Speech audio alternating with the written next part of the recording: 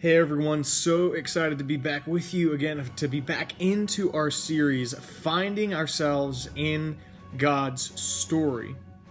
And this week we picked up where we left off in the third part of the story of Christ. And we're wrapping up this week part 3 of this particular section on Christ. And this week, as we've looked at Christ being our prophet, Christ being our high priest, now Christ being our king, and what exactly that means. And so we looked at that from Hebrews chapter 1, verses 8 to 14. And this is what they say.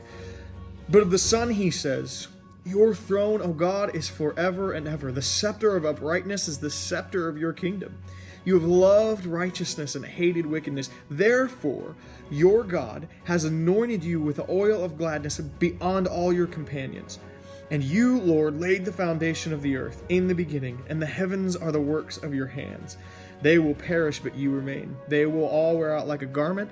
Like a robe, you will roll them up. Like a garment, they will be changed, but you are the same, and your years have no end. And to which of the angels has he ever said, 'Sit at my right hand until I make your enemies a footstool for your feet'? Are they not all ministering spirits sent out to serve for the sake of those who are to inherit salvation?"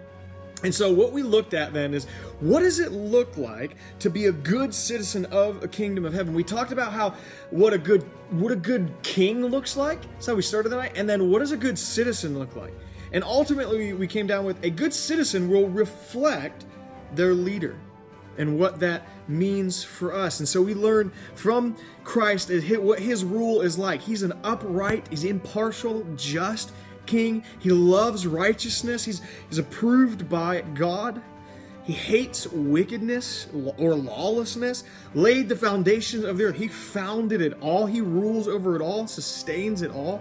The heavens are the works of his hands. He personally created it. So he's intimately involved in his creation.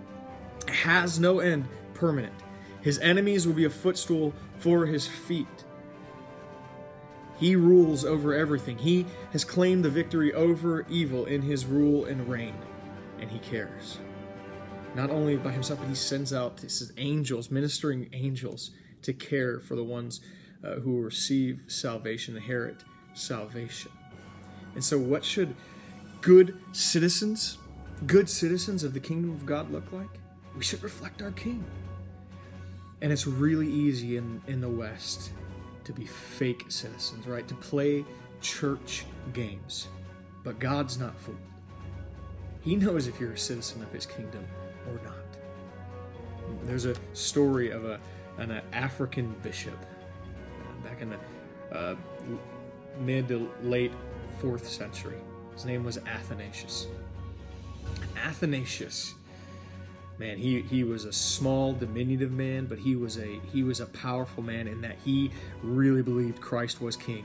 Christ ruled over all. And when most of the world or Christian world, even including the Roman rulers, said that Christ was not God, said that Christ was not divine, and he did not share the same nature as God, he wasn't one as with God, and he wasn't part of the Trinity, Athanasius said no.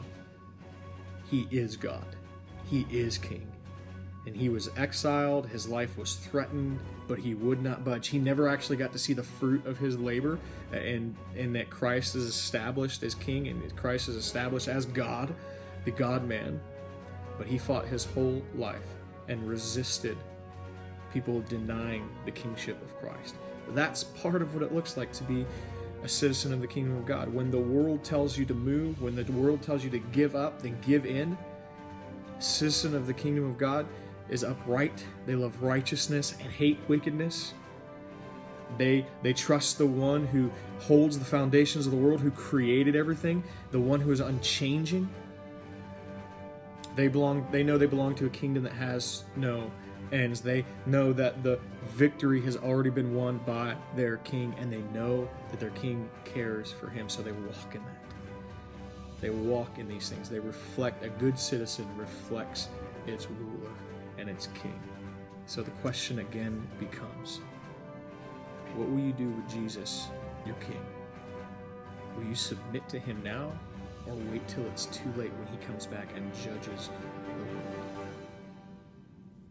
What will you do with Jesus the King.